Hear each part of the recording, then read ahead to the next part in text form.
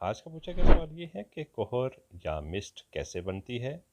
تو اس کا جواب یہ ہے کہ ہوا میں مایا کے بہت چھوٹے قطرے معلق ہو جانے کا مظہر کوہر کہلاتا ہے۔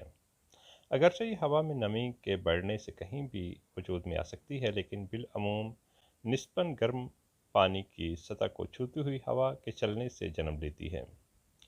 موضوع مرطوبیت کی حالت میں ایروسول سپرے کی مدد سے بھی کوہر پیدا کی جا سکتی ہے۔ اگر کوہر میں دیکھنے کی حد 1 کلومیٹر یا کم ہو تو اسے دھند یا فوگ کہا جائے گا۔ فاصلے سے دیکھنے سے کوہر نیل گوں نظر آتی ہے۔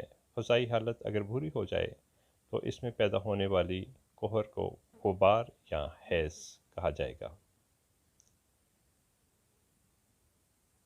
جب ایسی ہوا میں سے روشنی کی کرن گزرتی ہے تو یہ معلق قطروں میں سے ہونے والے انعکاس اور انعطاف کی بدولت شعاع کی صورت میں نظر آنے لگتی ہے۔ یہ صورت زیادہ تر ساحلی علاقوں میں دیکھنے کو ملتی ہے۔